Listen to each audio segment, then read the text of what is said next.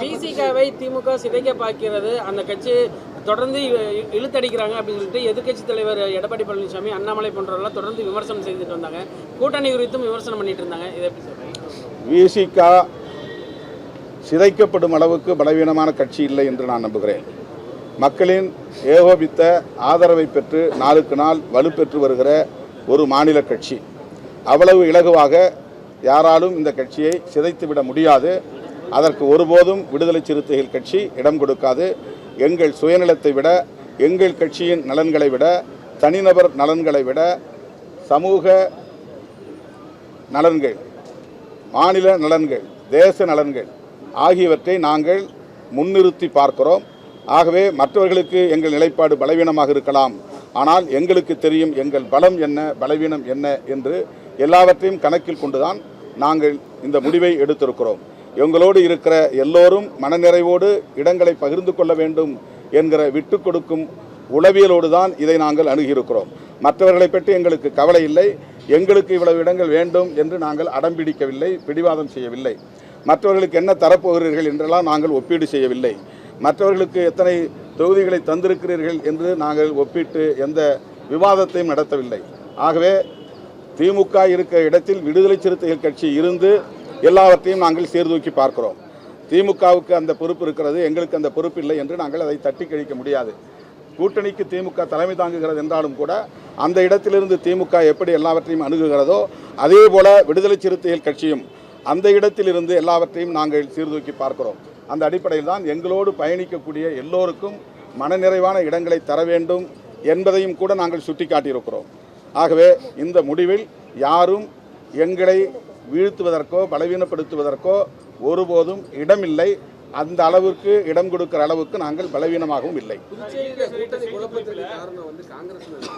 எங்க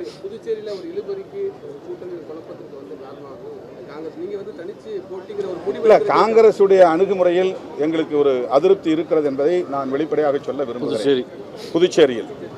புதுச்சேரியில் கடைசி நிமிடம் வரையில் வேட்புமனு தாக்கல் செய்கிற வரையிலும் கூட ஒரு முடிவுக்கு வர முடியவில்லை என்று சொன்னால் எப்படி எங்களை போன்ற அமைப்புகள் ஒரு முடிவெடுக்க முடியும்? ஒரு தொகுதி என்று ஒதுக்கிய பிறகு வெளிப்படையாக நாங்கள் கூட்டணி முடிவுக்கு ஏற்ப, ஒப்பந்த முடிவுக்கு ஏற்ப செயல்பட தயாராக இருக்கிறோம் என்பதை வெளிப்படுத்த வேண்டிய பொறுப்பு, உறுதிப்படுத்த வேண்டிய பொறுப்பு கூட்டணிக்கு தலைமை தாங்குகிற காங்கிரசுக்கு. பாண்டிச்சேரியை பொறுத்தவரையில் அது 16 இடங்களில் போட்டியிடுகிறது, காங்கிரசுக்கு உள்ளது. ஆகவே அங்கு ஒரு குழப்ப நிலை இன்னும் நீடிக்கிறது. அதில் இன்னும் சொல்ல போனால் திமுக போட்டியிடக்கூடிய ஒரு 4-5 தொகுதிகளிலும் காங்கிரஸ் வேட்புமனுக்களை திரும்ப வருமா என்கிற சந்தேகம் உருவாகி இருக்கிறது.